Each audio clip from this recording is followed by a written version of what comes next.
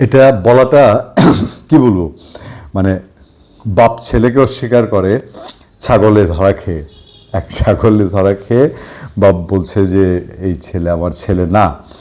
এটা পৃথিবীতে বিরল ঘটনা।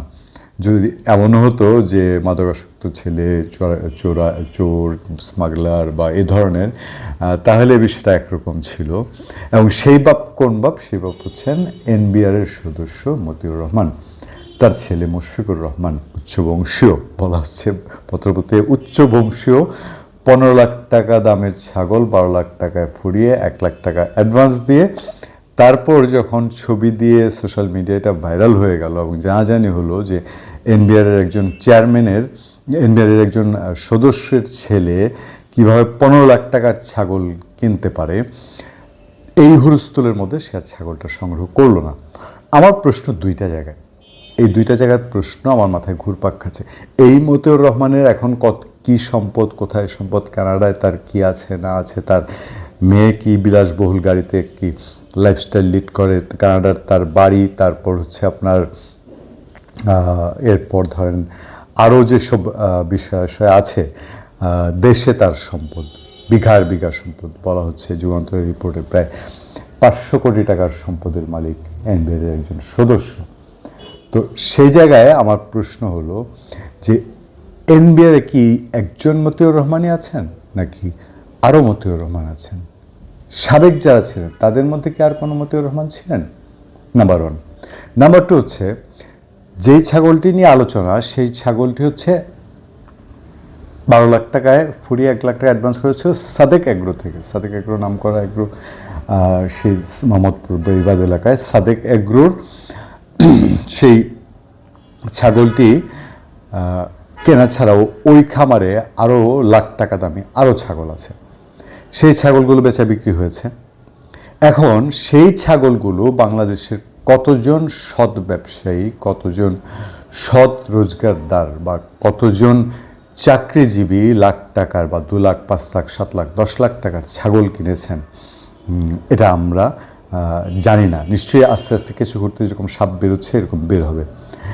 তাদের মধ্যে কি যদি সৎ ব্যবসায়ী হয়ে থাকেন, সৎ চাকরিজীবী হয়ে থাকেন, তাদের কি কতজনের এই ইচ্ছা মন মানসিকতা আছে যে আমি একটা 15 লাখ টাকার ছাগল কিনে একটুকুই শুধু ডিস্ট্রিবিউশন করবো? আমরা দেখেছি অনেক সৎ ব্যবসায়ী আছেন যিনি খুব ন্যায্য পায় বাংলাদেশে এবং প্রতিষ্ঠিত ব্যবসায়ী আছেন, তারা বেশ অনেকগুলো কোরবানি দেন এবং কোরবানি দিয়ে তারা দেন, ধরেন তারা হয়তো 30 লাখ, 40 লাখ, 50 লাখ, 70 লাখ, 1 কোটি টাকার কোরবানি দেন, কিন্তু তারা একটা দুটা দেন না, তারা 10টা, 20টা, 30টা, 50টা এরকম কোরবানি দেন এবং সেই কোরবানি দিয়ে তারা বেশি মানুষকে যেন গোস্ত সরবরাহ করা যায়, গোস্ত দেওয়া যায়, গরিব দুঃখীদেরকে দেওয়া যায়, সেই ব্যবস্থা করেন। কিন্তু এই যারা আপনার 1 লাখ টাকা, 10 লাখ টাকা, 5 লাখ টাকা দামি ছাগল কেনে, 50 লাখ টাকা দামি গরু কিনে, 30 লাখ টাকা দামি গরু কিনে, তাদের মধ্যে কয়জন আপনার এই মতিউর রহমান নাই? এই জিনিসটা আমার মনে একটা প্রশ্ন জেগেছে। দেখেন, প্রশ্ন এসছে প্রথম আলোর আজকের রিপোর্ট 22 জুন 2024-এ। সেদিনও প্রথম আলো রিপোর্ট করেছে যে এবছর আরও প্রায় 60 লাখ টাকার পত্রপত্রিকা, আরও বেশ কিছু পত্রপত্রিকার রিপোর্ট এসছে যে কেউ কেউ বলছে 60 লাখ, কেউ কেউ বলছে 50 লাখ, কেউ কেউ বলছে 40 লাখ টাকার আরও গরু কিনেছে সে বিভিন্ন খামার থেকে, প্রায় 60টি খামার থেকে। কেউ বলছে 60টি খামার থেকে 70 লাখ টাকার গরু কিনেছে। গত বছর সে 30 লাখ টাকার গরু কিনেছে। এই যে মতিউর রহমান সাহেবের ছেলে আপনার মুশফিকুর রহমান ইফাত। এখন সেই যদি হয়ে থাকে তাহলে এই পরিস্থিতিগুলোর দায় কার? আমি তো মনে করি যে একটা কমিশন করে বা একটা সুষ্ঠু নিরপেক্ষ তদন্ত করে বা একটা উচ্চ পর্যায়ের তদন্ত কমিটি করে এটা হতে পারে সাবেক বিচারপতিদের মাধ্যমে।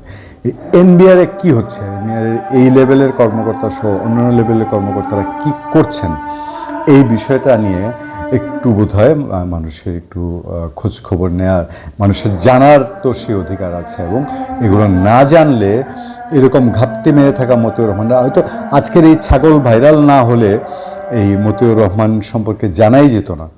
এক সময় এই লাক্সারিয়াস লাইফ, এটা লাক্সারিয়াসের চেয়ে লাক্সারিয়াস, শুধু লাক্সারিয়াস বলা যায় না, লাক্সারিয়াসের চেয়ে লাক্সারিয়াস লাইফ।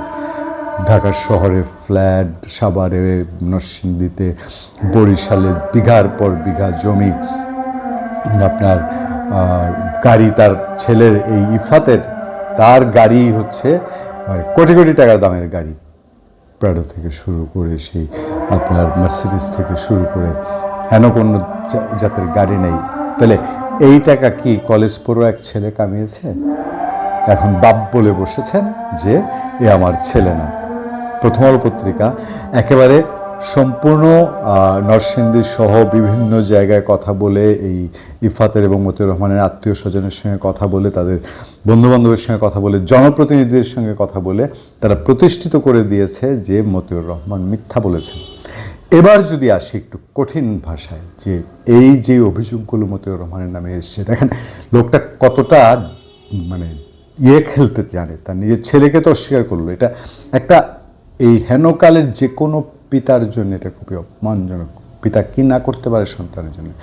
সন্তান উচ্ছন্নে গেলে তাকে যে কোনো রকম ব্যবস্থা করে, যে কোনো রকম শক্ত অবস্থান নেয়, কিন্তু এই পিতা তো সেই একদম স্পষ্ট দিবালোকের মতো পরিষ্কার যে সন্তানের হাতে কারি কারি কোটি কোটি টাকা তুলে দিয়েছে এবং সেই টাকা দিয়ে এই ছেলে এইসব কর্মকাণ্ড করেছে। আবার নিজে বাঁচার জন্য যখন দেখলো নিজে ফেসে যাচ্ছে, তার হাজার কোটি টাকার সম্পদ এই এক ছাগলে খেয়ে নিবে, তখন বলে বসলো যে সে আমার ছেলে না। এর চেয়ে জঘন্যতম কাজ আর কি হতে পারে আমার জানা নেই। এটা একটা দিক। আরেকটা দিক হচ্ছে যে এখন পর্যন্ত সেই লোক চাকরিতে বহাল আছে, এত কিছু পত্রপত্রিকা মিডিয়া আসার পরেও কোনো রকম স্টেপ, কোনো রকম কোনো কিছুর অনুসন্ধানের কথা জানা যায়নি। এখন টাকা দিয়ে তো ওই নাকি কি বাঘের চোখও কেনা যায়, আসলে কি সেরকম কিছু হতে পারে? আমরা জানি না। আমরা এই বিষয়ে আরও একটি কন্টেন্ট আপনাদেরকে উপহার দেব। আমরা জানাবো যে এই সংক্রান্ত আর কি কি আপডেট আছে এবং আমাদের মতামত, আমাদের বিশ্লেষণ তুলে ধরার চেষ্টা করবো। ভালো থাকবেন, সুস্থ থাকবেন, আবার দেখা হবে, আবার কথা হবে।